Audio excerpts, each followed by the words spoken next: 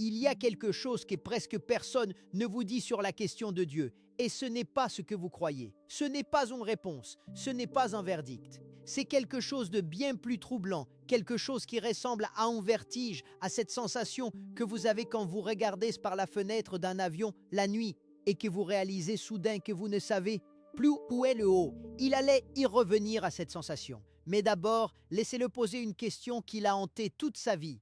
Imaginez que vous êtes dehors, une nuit claire, loin des villes et de leur bourdonnement électrique.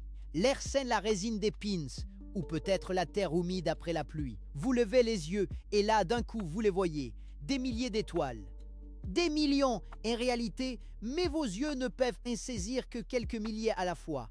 Et quelque chose se contracte dans votre poitrine. Une petite douleur douce, presque agréable, qui ressemble à du chagrin. Pourquoi cette douleur? Pourquoi ce vertige? Parce que vous sentez dans vos os, dans la chaleur de vos mains, dans le rythme lent de votre respiration, que vous êtes minuscule, que tout ce que vous avez jamais aimé, tout ce que vous avez jamais craint, tout ce que vous appelez votre vie, tient dans un grain de poussière suspendu dans un rayon de soleil. C'était l'expression de Carl Sagan, un ami, un frère de curiosité. Et elle est juste, elle est terriblement, magnifiquement juste. Aver Feynman n'était pas homme à s'arrêter là. Il n'était pas homme à regarder les étoiles et à soupirer. Il était homme à se demander, vraiment se demander ce que tout cela signifie. Et la question qui revient toujours, la question que tout le monde posait un jour ou l'autre, la question que les enfants posaient avant que l'école leur apprenne à ne plus la poser, c'est celle-là. Dieu existe-t-il? Est-ce qu'il y a quelque chose derrière tout ça? Est-ce que l'univers a un architecte, une intention, un sens? Il ne va pas vous donner une réponse facile. Il ne peut pas. Pas parce qu'il est lâche, mais parce que la réalité est plus belle, plus étrange, plus généreuse que n'importe quelle réponse facile. Et dans quelques instants, il va vous raconter quelque chose qui va peut-être changer la façon dont vous regardez le ciel. Mais avant ça, il y a quelque chose de plus urgent, quelque chose de presque effrayant dont il faut parler. Parce que la vraie question n'est pas seulement de savoir si Dieu existe. La vraie question, celle qui devrait vous tenir éveillé la nuit, c'est de savoir ce que nous faisons de notre existence pendant que nous posons cette question. Et restez avec lui.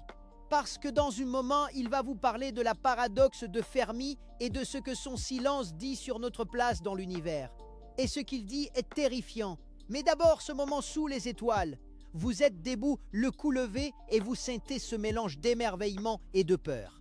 C'est universel. Sa fille, une fois, avait environ 7 ans. Elle lui avait tiré la manche dans le jardin un soir d'été, et elle lui avait dit « Papa, les étoiles, elles ont peur toutes seules ?» Il avait souri. Parce que cette question d'une petite fille de 7 ans était, en un sens, plus proche de la physique fondamentale que n'importe quelle équation. Les étoiles ont-elles peur toutes seules? Autrement dit, y a-t-il une conscience dans l'univers? Y a-t-il quelqu'un, quelque chose, qui ressent, qui observe, qui sait qu'il est là? Vous avez peut-être déjà ressenti ça, cette envie de lever les yeux et de ne pas être seul dans le cosmos. C'est profondément humain. Et si vous ressentez ça, si cette vidéo commence à éveiller quelque chose en vous, quelque chose qui ressemble à de la curiosité ou à de la faim, alors faites une chose simple, abonnez-vous. Pas parce qu'un algorithme vous le demande, mais parce que l'univers est trop grand pour l'explorer seul. Parce que cette communauté est faite de gens comme vous, des gens qui lèvent les yeux la nuit et qui se demandent. Et si cette question de Dieu, de la vie, de notre destin dans les étoiles vous touche, dites-le dans les commentaires. Dites-lui ce que vous croyez. Il veut savoir, il a besoin de savoir. Parce que cette conversation, justement cette capacité à se demander ensemble, c'est peut-être la chose la plus précieuse que l'espèce humaine ait jamais produite. Bon, revenons à nos étoiles.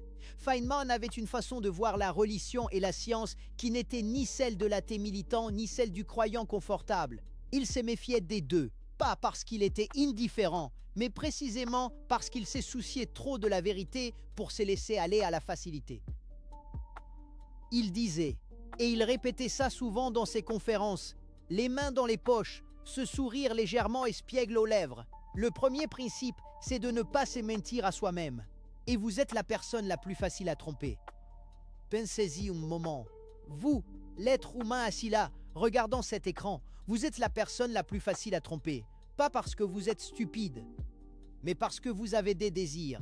Et l'un de vos désirs les plus profonds, l'un des plus viscéraux, c'est de ne pas être seul dans l'univers, de ne pas être un accident, de ne pas être éphémère.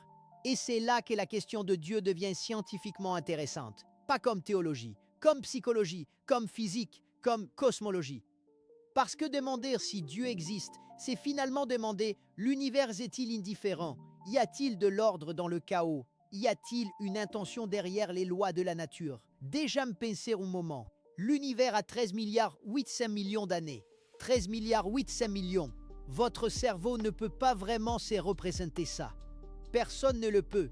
Si vous comprimiez tout l'âge de l'univers en une seule année, l'espèce humaine n'apparaîtrait que dans les dernières 22 secondes du 31 décembre.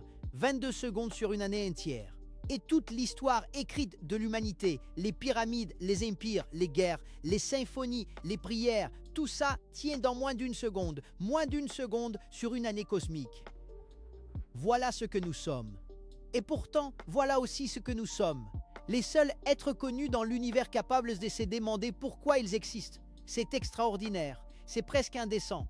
Que l'univers est produit après 13 milliards d'années d'explosion et de silence, après des millions d'années d'évolution aveugle, ou n'être capable de regarder en arrière sur toute cette histoire et de se demander « Mais pourquoi? Mais qui? Mais comment ?» Il y a quelque chose là-dedans qui ressemble à un miracle, pas dans le sens religieux, mais dans le sens mathématique, quelque chose d'une improbabilité renversante. Et c'est là que Feynman devenait dangereux pour tout le monde, dangereux pour les athées, parce qu'il refusait de réduire l'univers à un mécanisme froid. Dangereux pour les croyants, parce qu'il refusait de combler l'ignorance avec des mots confortables. Il disait, il est beaucoup plus intéressant de vivre sans savoir que d'avoir des réponses qui pourraient être fausses. Et ça, c'est une position courageuse, presque douloureuse, parce que l'incertitude est inconfortable. L'incertitude gratte, elle pèse dans la poitrine comme quelque chose d'inachevé. Mais il insistait. Il disait, regardez les fleurs. Pas les fleurs comme symbole, les fleurs comme objet physique. Un ami peintre lui avait dit un jour que lui, en tant que scientifique, il voyait les fleurs d'une façon froide, mécanique, sans beauté. Et Feynman lui avait répondu doucement mais avec cette intensité particulière. Au contraire, la beauté que tu vois, je la vois aussi. Mais je vois en plus la danse des molécules, l'histoire évolutionnaire de cette couleur, la manière dont cette teinte précise attire exactement l'insecte dont elle a besoin. La science n'enlève pas la beauté, elle en rajoute. Elle en ajoute des couches que l'œil nu ne peut pas voir mais que l'esprit peut sentir. Puis voilà où nous en sommes, et voilà pourquoi la question de Dieu est si difficile. Parce que chaque fois que la science avance, elle révèle quelque chose de nouveau qui ressemble à de la beauté, à de l'ordre, à de la précision. Le fait que les lois de la physique soient mathématiquement belles. Le fait que les constantes fondamentales de l'univers, la vitesse de la lumière, la constante gravitationnelle, la masse de l'électron, soient réglées avec une précision terrifiante. Si l'une d'elles était légèrement différente, il n'y aurait pas d'étoiles, pas de galaxies, pas de chimie, pas de vous assis là, se demandant si Dieu existe. Espera, c'est important. Réfléchissez à ça. Les physiciens appellent ça le principe anthropique, ou parfois le fine tuning, le réglage fine. L'idée que l'univers semble calibré exactement pour permettre l'existence de la complexité, de la vie, de la conscience. Et ça fait frémir. Pas parce que ça prouve Dieu, mais parce que ça pose une question à laquelle la science n'a pas encore de réponse définitive. Pourquoi ces valeurs-là et pas d'autres? Il y a des scientifiques brillants, des physiciens de première ligne qui disent « c'est la preuve qu'il y a une intention ». Et il y a d'autres scientifiques tout aussi brillants qui disent « pas du tout, c'est simplement parce que s'il n'y avait pas ces valeurs-là, nous ne serions pas là pour en parler ». C'est ce qu'on appelle le biais de l'observateur. Si l'univers était différent, il n'y aurait personne pour le constater. Donc évidemment, l'univers que nous observons est compatible avec notre existence. C'est tautologique presque. Mais ça ne résout pas le vertige. Et puis, il y a une troisième possibilité. Une possibilité qui aurait fait briller les yeux de Feynman d'une façon particulière. L'idée du multivers. L'idée qu'il n'existe pas un seul univers, mais peut-être une infinité d'univers, chacun avec des constantes différentes, des lois différentes, des géographies physiques différentes. Et que nous habitons celui-là simplement parce que c'est le seul dans lequel des êtres comme nous peuvent exister. Dans cette hypothèse, il n'y a pas besoin d'un architecte, il n'y a pas besoin d'une intention. Il y a juste l'immensité, la profusion, la générosité aveugle de la physique. Mais voilà ce que Feynman aurait dit à ça, et c'est là que ça devient beau. Même si le multivers est réel, Même si l'univers est aveugle et indifférent, même si Dieu n'existe pas dans le sens d'une personne, d'une conscience, d'une intention, il reste quelque chose. Il reste les lois, il reste les mathématiques, il reste le fait que l'univers est rationnel, qu'il se laisse comprendre, qu'il répond aux questions. Et ça, il trouvait ça presque plus extraordinaire qu'un Dieu personnel. Que l'univers soit rationnel, que le cerveau humain, produit de l'évolution, soit capable de déchiffrer les mêmes équations qui régissent les galaxies. Que les mathématiques inventées par des humains pour des raisons abstraites décrivent ensuite avec une précision absolue des phénomènes physiques que personne n'avait encore observés. Einstein, son prédécesseur, son grand-oncle intellectuel, avait dit la chose la plus incompréhensible à propos de l'univers, c'est qu'il soit compréhensible. Et Feynman lui reprenait ça avec ce sourire de quelqu'un qui vient de trouver une erreur dans ce problème que tout le monde croyait résolu. Oui, exactement. Pourquoi l'univers est-il compréhensible? Pourquoi la réalité accepte d'être détritée par des équations? Ce n'est pas obligatoire. Ça aurait pu être du chaos pur, ça aurait pu être inétudiable, irrationnel, illisible, et pourtant, avers. Mais maintenant, il faut parler de quelque chose de plus sombre. Parce que pendant que nous posons ces belles questions philosophiques, pendant que nous admirons le fine-tuning de l'univers et la beauté des équations, il y a un silence. Un silence qui devrait vous glacer le sang. En 1950, les physiciens Enrico Fermi étaient assis à déjeuner avec des collègues. Ils parlaient des dernières nouvelles, notamment d'une histoire absurde de petits hommes verts qui avaient soi-disant volé des poubelles. Ils riaient. Et puis Fermi s'arrêta, posa sa fourchette et demanda presque à voix basse: « Mais alors, où sont-ils? Où sont-ils » Si l'univers est si vieux, si grand, si plein d'étoiles, si les lois de la chimie sont universelles, si la vie peut apparaître là où les conditions sont réunies, alors où sont les autres civilisations? Pourquoi le ciel est-il si silencieux?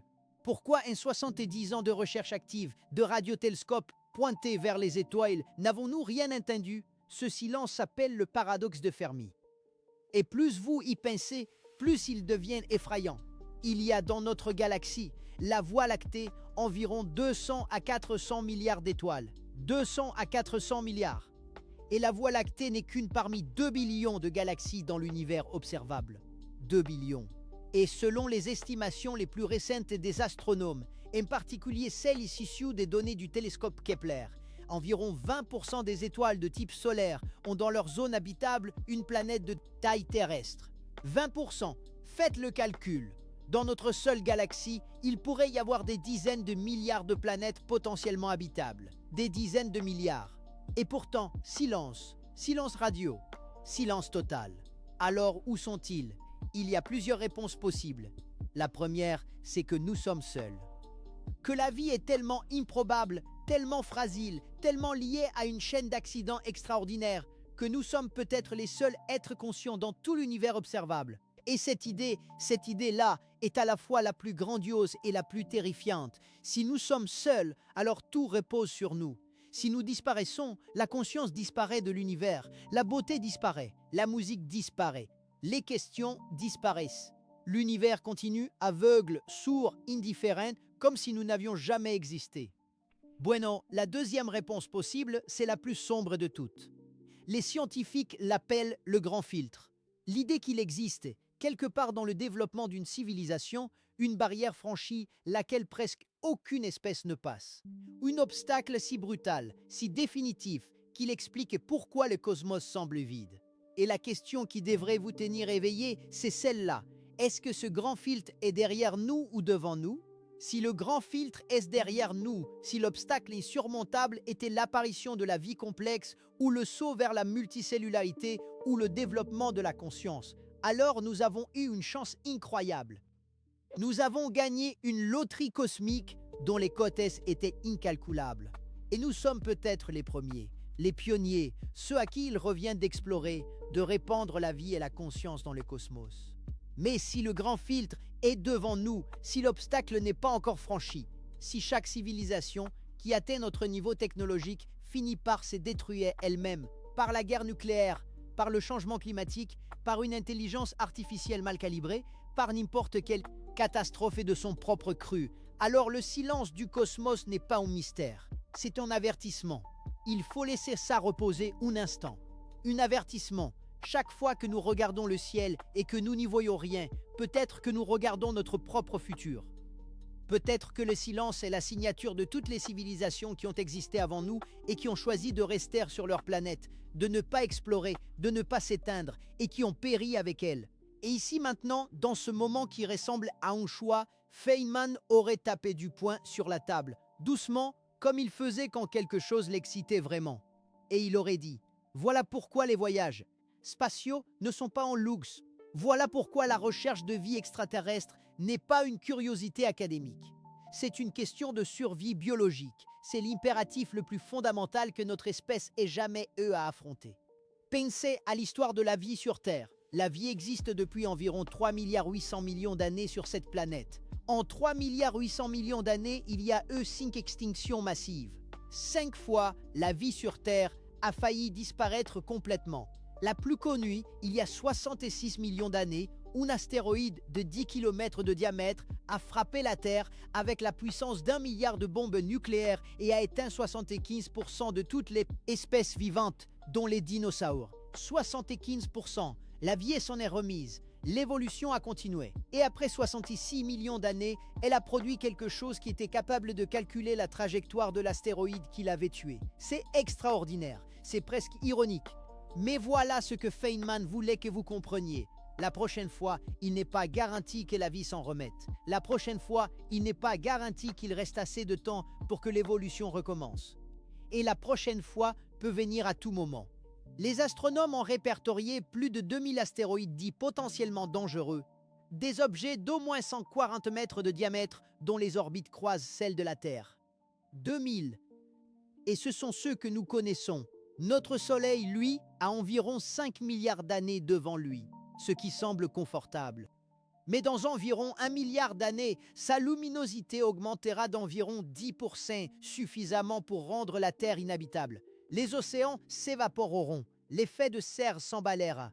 La Terre deviendra quelque chose ressemblant à Vénus. Un enfer de 200 degrés sous une atmosphère de dioxyde de carbone. Et ça, c'est le scénario optimiste. Alors oui, il faut parler de Dieu. Il faut poser cette question. Mais il faut la poser dans ce contexte, dans ce cadre cosmique, en tenant compte du fait que notre planète est fragile, que notre existence est précaire et que le cosmos, Dieu ou pas, n'a aucune obligation de nous épargner. Dans un moment, il va vous parler de ce que la science a réellement découvert sur les origines de l'univers, sur l'émergence de la complexité et sur ce que ça dit vraiment de la question de Dieu. Il va vous parler du Big Bang, de l'inflation cosmique, de la matière noire et de l'énergie sombre et de ce que tout ça implique sur la nature de la réalité. Parce que ce que la physique moderne a découvert ces 100 dernières années est tellement étrange, tellement vertigineux, que n'importe quel romancier l'aurait rejeté comme invraisemblable. Mais d'abord, encore un instant sur notre fragilité, parce que ce n'est pas seulement les astéroïdes, ce n'est pas seulement le Soleil. Il y a quelque chose de plus subtil, de plus insidieux et peut-être de plus dangereux. C'est nous-mêmes. Une collaboratrice de Feynman, une femme brillante qui travaillait sur les problèmes de stabilité des systèmes complexes, lui avait dit un jour, les mains posées à plat sur la table comme quelqu'un qui pèse ses mots. Richard, le plus grand risque pour l'humanité n'est pas cosmique. C'est cognitif. C'est notre incapacité à penser à long terme. Notre difficulté à sacrifier le confort immédiat pour la survie future. Il y avait réfléchi longtemps. Et il avait répondu, la voix plus grave que d'habitude, oui, et c'est pour ça que la science est politique, pas parce que les scientifiques veulent le pouvoir, mais parce que comprendre est un acte de survie. Comprendre est un acte de survie. Laissez ça résonner. Si nous ne comprenons pas la physique des astéroïdes, nous ne pouvons pas les dévier. Si nous ne comprenons pas la chimie de l'atmosphère, nous ne pouvons pas prévenir le changement climatique. Si nous ne comprenons pas la biologie des virus, nous ne pouvons pas fabriquer de vaccins. Et si nous ne comprenons pas la physique des fusées, nous ne pouvons pas quitter cette planète. La compréhension n'est pas un luxe intellectuel, c'est le mécanisme par lequel la vie s'est perpétuée. Et ça, c'est une forme de réponse à la question de Dieu. Pas la réponse, mais une forme de réponse. Parce que si vous croyez en un Dieu qui nous a donné l'intelligence, qui nous a donné la curiosité, qui nous a donné la capacité de comprendre les lois de l'univers, alors utiliser ces dons est un acte de piété. Et si vous ne croyez pas en Dieu, si vous pensez que tout ça est le résultat aveugle de l'évolution, alors utiliser ces capacités est encore plus urgent, parce que personne d'autre ne le fera à notre place. Revenons maintenant à la physique, parce que ce que la cosmologie moderne dit sur les origines de l'univers est tellement renversant qu'il serait criminel de passer à côté. Il y a 13 milliards 800 millions d'années, tout ce qui existe aujourd'hui, chaque étoile, chaque galaxie, chaque atome de votre corps était contenu dans quelque chose de plus petit qu'un proton. Plus petit qu'un proton.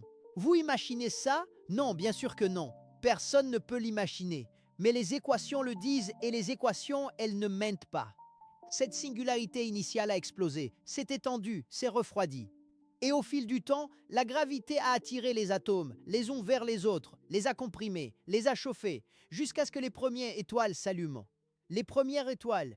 Ces premières étoiles ont brûlé leur hydrogène, ont produit de l'hélium, puis du carbone, puis de l'oxygène, puis du fer. Et quand elles sont mortes, quand elles ont explosé en supernova, elles ont dispersé ces éléments dans le cosmos. Et ces éléments, lentement, au fil des milliards d'années, se sont regroupés, condensés, organisés, jusqu'à former de nouvelles étoiles, de nouvelles planètes, et finalement des molécules organiques, et finalement la vie. Vous êtes fait de poussière d'étoiles. Ce n'est pas une métaphore. Les atomes de calcium dans vos os, les atomes de fer dans votre sang, les atomes d'oxygène dans vos poumons ont tous été forgés dans le cœur d'une étoile morte il y a des milliards d'années. Vous êtes littéralement fait de poussière d'étoiles. Et cette étoile, celle qui a forgé vos atomes, a fini sa vie dans une explosion d'une violence inimaginable, et cette violence est ce qui vous permet d'exister. Il y a quelque chose là-dedans qui ressemble à de la grâce. Pas dans le sens religieux, encore une fois, mais dans le sens mathématique physique. La mort d'une étoile comme condition de la vie. La destruction comme condition de la création. L'entropie comme moteur de la complexité.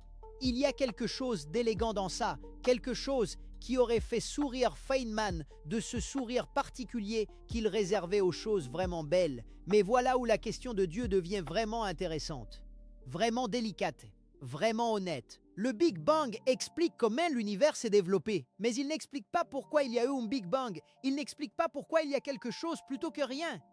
Et cette question, pourquoi y a-t-il quelque chose plutôt que rien, c'est peut-être la question la plus profonde que l'esprit humain ait jamais formulée.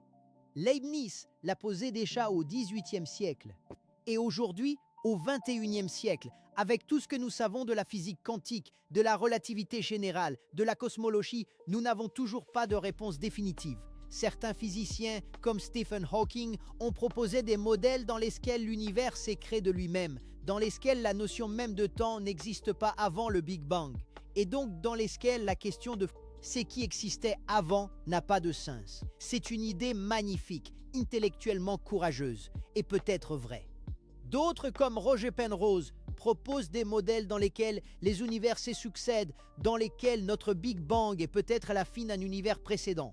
Et d'autres encore s'accommodant de l'idée que le pourquoi ultime est peut-être hors de portée de la science, non pas parce que la science est insuffisante, mais parce que certaines questions transcendant peut-être le cadre de ce que nous pouvons observer. Déjame penser un moment. Feynman était prudent sur ce point. Il disait « Je préfère ne pas savoir que savoir mal ». Et il ajoutait « Mais je préfère encore chercher, toujours chercher, même si on ne trouve pas, parce que le voyage est la plupart du temps plus riche que la destination. » Et dans la recherche elle-même, dans l'acte de se demander, de formuler des hypothèses, de tester, d'échouer, de reformuler, il y a quelque chose qui ressemble à ce que les religions appellent la révélation. Pas une révélation soudaine, pas un coup de tonnerre, mais une lumière qui grandit lentement. Et maintenant, quelque chose qui va peut-être vous surprendre. Parce que Feynman, cet homme qui passait pour un athée militant dans certains cercles, disait en privé quelque chose de bien plus nuancé. Il disait, et c'était lors d'une conversation avec des étudiants à Caltech, les jambes croisées sur le bureau, les yeux au plafond. Je ne sais pas si Dieu existe, et j'ai arrêté de faire semblant de savoir. Ce que je sais, c'est que l'univers est profondément mystérieux. Ce que je sais, c'est que la réalité est bien plus étrange que ce que nos cerveaux peuvent intuitivement saisir. Et dans cette étrangeté, dans ce mystère, il y a quelque chose qui me dépasse, quelque chose qui m'humilie. Est-ce que j'appelle ça Dieu ? Non, parce que ce mot a trop de bagages. Mais est-ce que je l'aurais sens ? Oui. Tous les jours, Et un étudiant lui avait demandé, la voix légèrement tremblante, « Mais alors, professeur, vous priez ?» Et Feynman avait réfléchi, vraiment réfléchi, et il avait dit, « Je regarde les étoiles. Je regarde les étoiles et je me sens à la fois parfaitement insignifiant et parfaitement vivant. Et si c'est ça prier, alors oui, il y a dans cette réponse quelque chose d'immensément important. » Parce que Feynman touchait là à quelque chose que la neurologie moderne a commencé à étudier sérieusement, l'expérience de l'émerveillement. Ce que les psychologues appellent l'AOE, ce sentiment de quelque chose de bien plus grand que soi qui provoque à la fois humilité et connexion. Des études récentes ont montré que les personnes qui expérimentent régulièrement ce sentiment, que ce soit en regardant les étoiles, en écoutant de la musique, en méditant ou en faisant de la science, présentent des niveaux de stress réduits, des comportements prosociaux plus marqués et une plus grande flexibilité cognitive.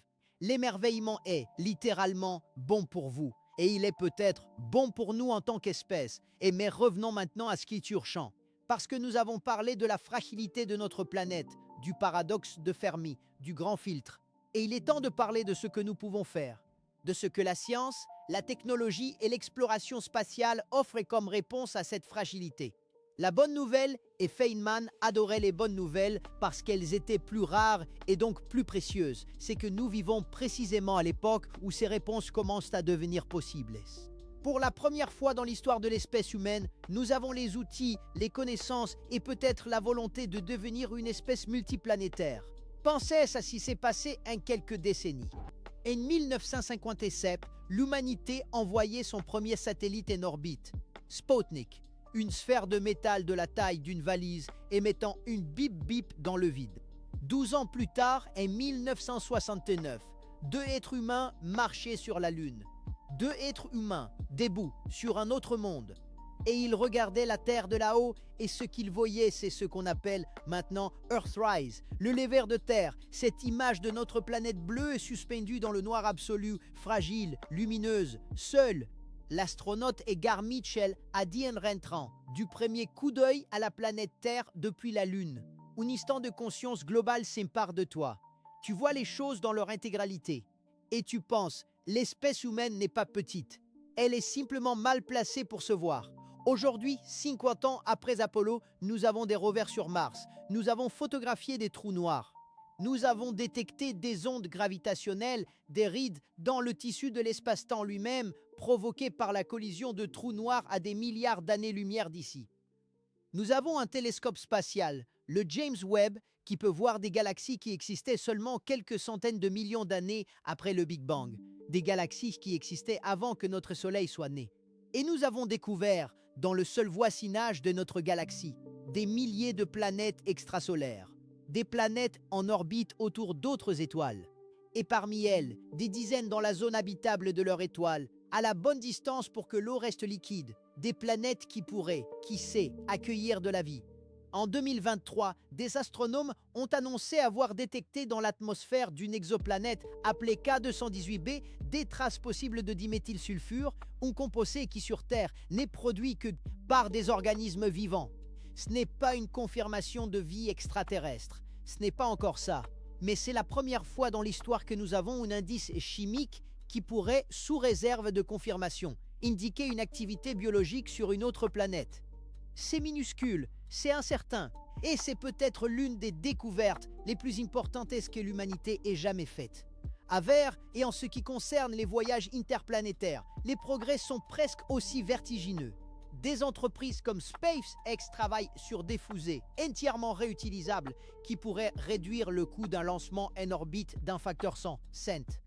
Ce qui coûtait $1 milliard pourrait bientôt coûter 10 millions. Et quand les coûts chutent comme ça, l'accès à l'espace change de nature. Il cesse d'être le domaine exclusif des superpuissances et devient quelque chose d'accessible à des groupes plus larges, à des nations, à des entreprises et un jour peut-être à des individus. Le projet Starship, la fusée la plus puissante et jamais construite, est conçu pour transporter 5 personnes en direction de Mars en une seule fois. Mars est à environ 8 mois de voyage dans les conditions actuelles. 8 mois, c'est long, c'est inconfortable, c'est dangereux, mais ce n'est pas impossible. Et Feynman vous dirait, tout ce qui n'est pas interdit par les lois de la physique finira par être accompli. C'est juste une question de temps, d'ingéniosité et de volonté.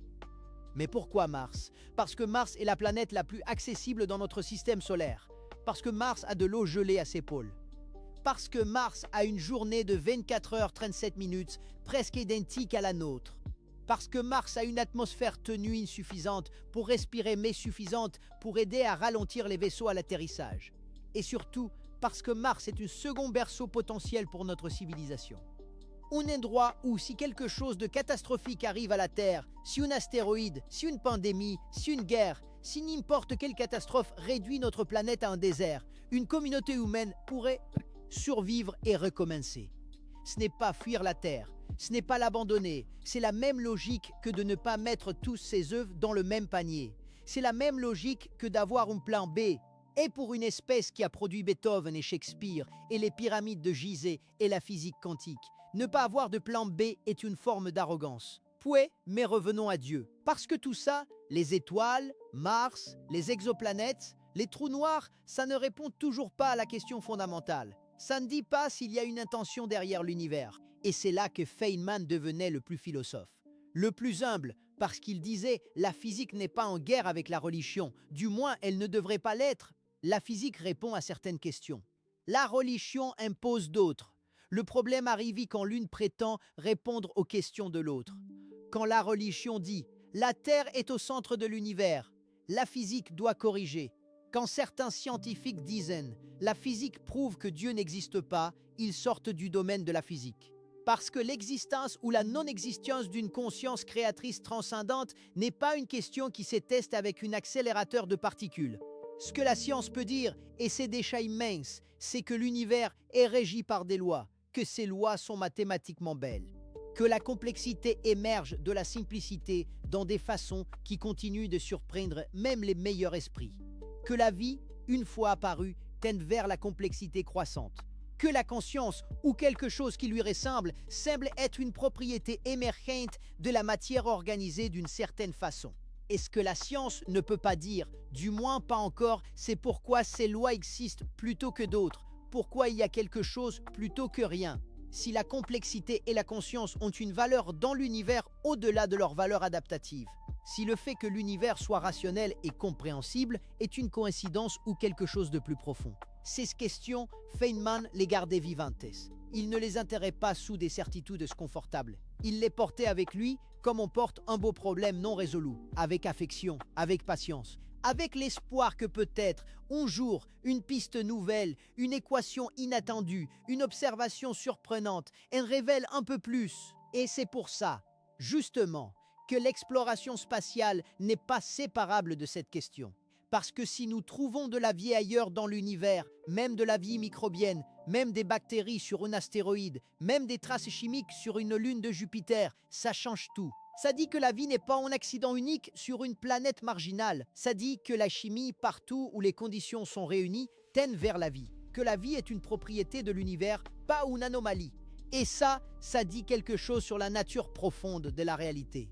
Et si jamais nous trouvons de la vie intelligente, si jamais nous détectons un signal organisé, une structure mathématique dans le bruit du cosmos, un message, ou même juste la preuve d'une construction artificielle, alors le monde change d'une façon que nous avons du mal à anticiper. Parce que ça voudrait dire que nous ne sommes pas seuls, que la conscience n'est pas une aberration, que l'univers, d'une façon ou d'une autre, produit des êtres capables de se demander pourquoi il est là. Et dans ce cas, la question de Dieu ne serait pas résolue. Elle serait enrichie. Parce que la question ne serait plus « Dieu a-t-il créé la vie sur Terre ?» mais « Dieu a-t-il créé un univers qui, par ses propres lois, tend à produire de la vie et de la conscience partout où les conditions le permettent ?» Ce qui est une forme de réponse bien plus élégante que n'importe quel récit littéral. Espera, il y a quelque chose de beau là-dedans. Quelque chose que Feynman aurait voulu dire avec toute la passion dont il était capable, les bras ouverts, la voix montant d'un cran. Si Dieu existe, il s'est caché dans les équations. Il s'est caché dans la précision des constantes, dans l'élégance des symétries, dans le fait que l'univers est rationnel. Et si Dieu n'existe pas, alors ce que nous appelons l'univers est quelque chose d'encore plus extraordinaire. Une réalité qui, par pure nécessité physique, sans plan, sans intention, sans conscience, a produit des êtres capables de l'admirer, de la comprendre et de se demander pourquoi elle est là. Et dans les deux cas, Notre réponse devrait être la même: émerveillement, curiosité, exploration, jamais l'indifférence, jamais la résignation.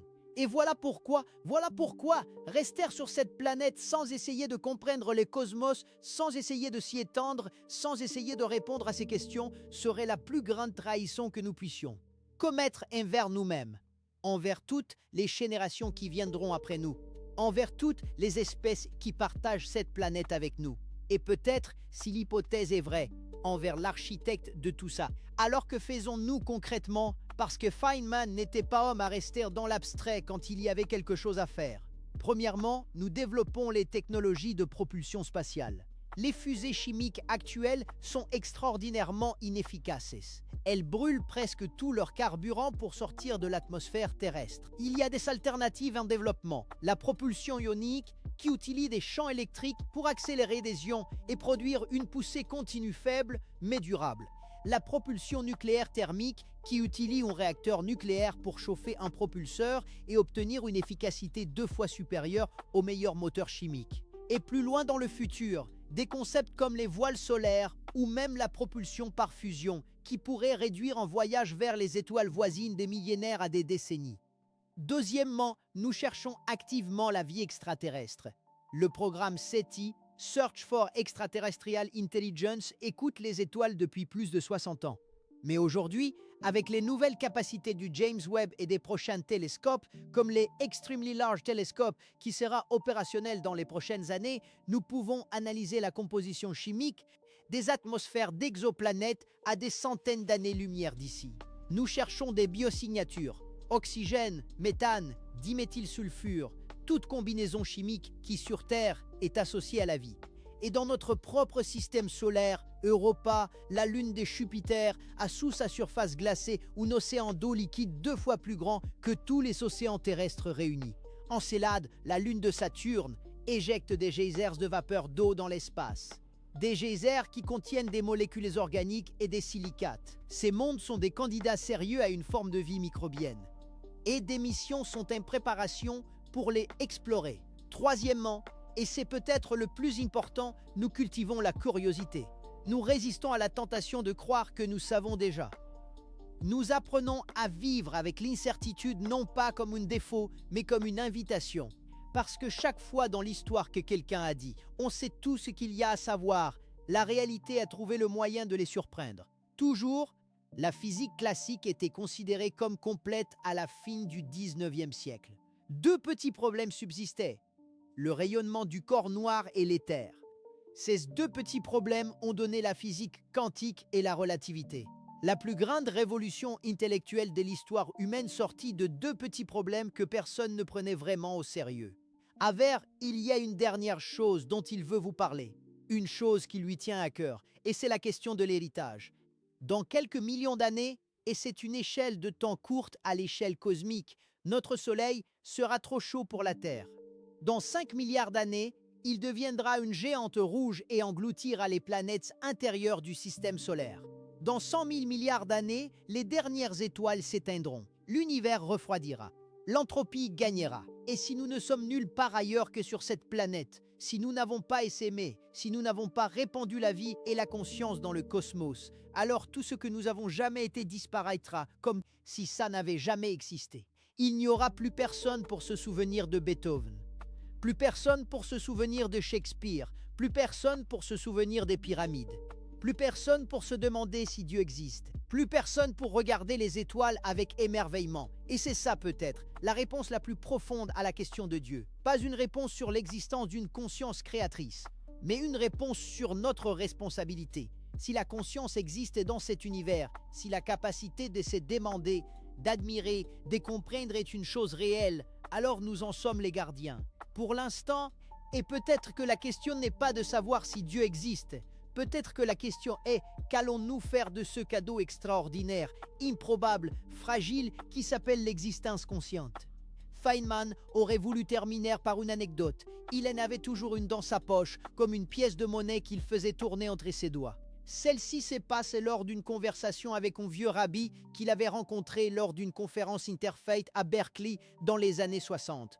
L'homme était petit, les cheveux blancs, les mains noueuses comme de vieilles racines. Ils avaient parlé pendant des heures. Et à la fin, le rabbi lui avait dit, les yeux clairs et directs: Professeur Feynman, vous passez votre vie à chercher Dieu dans les équations. Feynman avait souri, prêt à démentir, et le rabbi avait continué. C'est bien. Parce que Dieu s'est caché pour que nous le cherchions. Et la recherche est ce qui nous rend humains. Et Feynman, ce soir-là, était rentré chez lui, s'était assis dans son jardin, avait regardé les étoiles pendant longtemps. Et il avait pensé, peut-être que le rabbi avait raison. Pas nécessairement sur Dieu, mais sur la recherche. Sur le fait que ce qui nous rend humains, ce qui distingue ces 70 kg de chimie organique que nous sommes de n'importe quel autre assemblage de matière dans l'univers connu, c'est cette capacité à se demander pourquoi. Cette fin de comprendre, cette intolérance à l'ignorance, cette incapacité à regarder le ciel et à dire « peu importe ». Peu importe n'est pas une option, pas pour nous, pas si nous voulons survivre, pas si nous voulons mériter ce cadeau, pas si nous voulons, un jour peut-être, entendre une réponse à cette question que nous posons depuis que nous avons levé les yeux pour la première fois et vu les étoiles. Bueno. L'univers a 13 milliards 800 millions d'années. Il s'éteint dans toutes les directions sur des milliards d'années-lumière. Il est fait de matière ordinaire. La matière que nous connaissons a seulement 5%. Le reste 95% de tout ce qui existe est de la matière noire et de l'énergie sombre, deux choses dont nous ne comprenons pas encore la nature. 95% de l'univers est un mystère complet. Ça devrait vous rendre humble, ça devrait vous rendre curieux. Ça devrait vous empêcher de dormir dans le bon sens du terme, le sens où on ne peut pas dormir parce qu'on est trop excité par ce qu'on vient d'apprendre. Et dans tout ça, sur cette petite planète bleue, tournant autour d'une étoile ordinaire dans un bras spiral d'une galaxie parmi 2 billions de galaxies, il y a vous qui regardez cet écran. Vous qui venez de passer du temps à vous demander si Dieu existe, si nous sommes seuls, si nous allons survivre, si l'univers a un sens. Et le fait même que vous vous posiez ces questions, le fait même que votre cerveau soit capable de formuler ces questions, le fait même que vous ressentez ce vertige, cette petite douleur douce dans la poitrine et regardant les étoiles, ça n'a pas d'équivalent dans l'univers connu. Vous êtes la façon dont l'univers se regarde lui-même. Vous êtes la façon dont il se pose des questions sur lui-même. Et peut-être, si nous faisons bien les choses, vous êtes le début de la façon dont il répond. Gardez les yeux ouverts, gardez la curiosité vivante et regardez les étoiles, pas comme un geste poétique, comme un acte de survie.